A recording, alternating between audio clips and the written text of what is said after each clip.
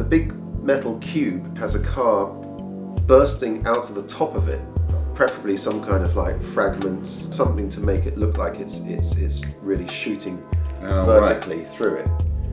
Well, something like this has, we can't physically do that. That is going to have to, there's going to have to be a lot of effects there. We could physically make a cube and have a toy car on a string and just pull it out the top. I mean, yeah.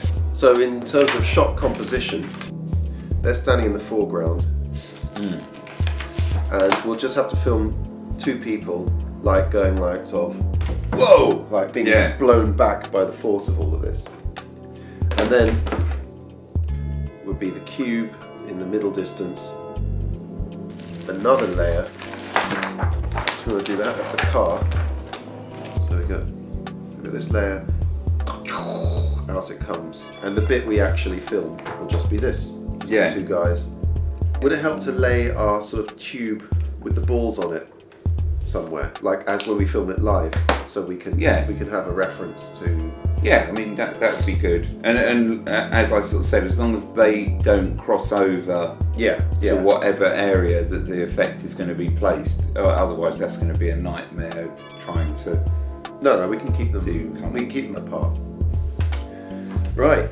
What I wanted to do was to create all the bits and pieces that come out of the cube when the car explodes through it. And I didn't want to just use particle playground or some sort of computer generated particles, because I wanted something a bit more organic, something I'd actually filmed myself. So I made something called a dump chute. So this is my homemade dump chute. What's a dump chute, you might ask?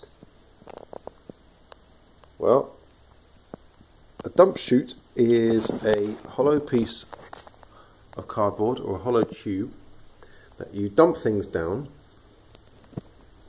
and then which proceed to come out the bottom here in front of a piece of blue fabric.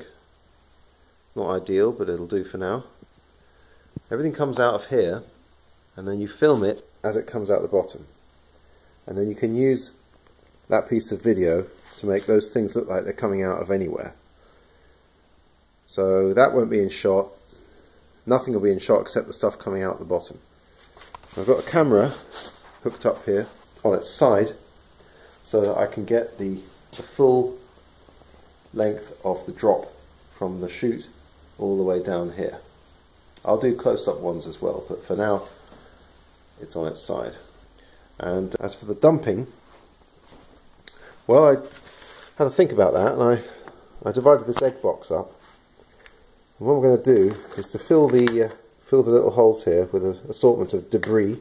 There are some bits of old hard drives. I might use some of the smaller parts. Some random bits of cut up paper, bird food pellets in there as well, and for the variation of size of bits, I'm going to put some salt in there as well. And this may sound weird, but in the old days with models of boats, when they put them on the sea, they would blow salt at them because it looked more like drops of water when you have everything scaled down. And then this side I'm going to put the car. And then when I sandwich those two together, it's going to make a kind of a scoop which I will open out and let everything down through the dump chute at once.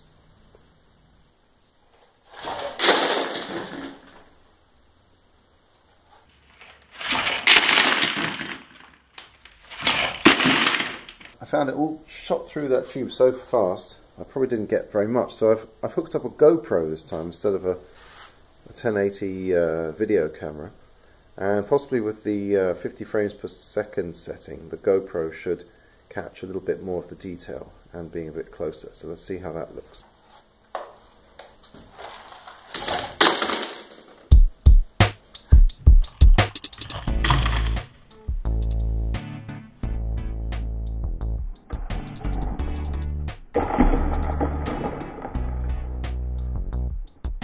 After I took the video of that and I keyed out all the blue and I masked off all the junk around the outside, what I was left with was a spray of material that I could aim wherever it was needed.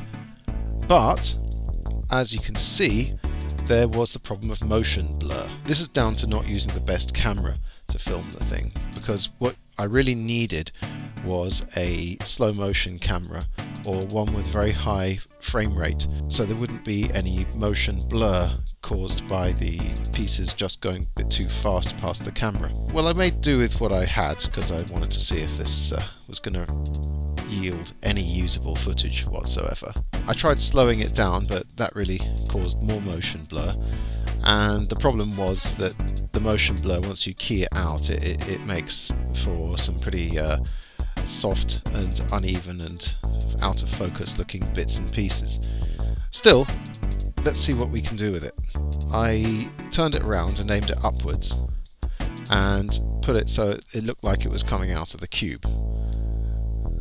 Not too bad. It didn't look much like debris from an explosion, but it looked like something interesting at least. There's the car as well coming out. The car you really couldn't see at all, so I decided to use a cut-out photo of a car.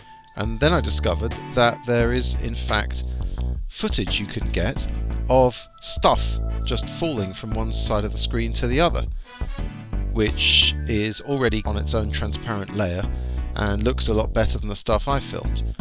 So you might wonder, why didn't I use that instead? Well, I didn't use it instead, I used it as well. So with the car and the stuff from the stock footage plus the stuff that I filmed all together, came out with this, and it looks okay.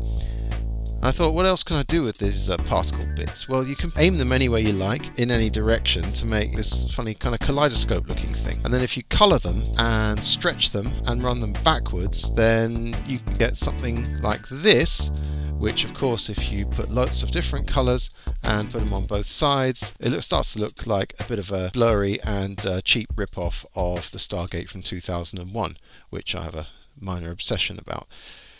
And that's it. That's as far as we've got on this particular thing. So what am I going to do with that then? I'm going to use it as one element of the master shot of the car coming through the cube. If I do it again, I'm going to use a better camera where I can get a much better frame rate.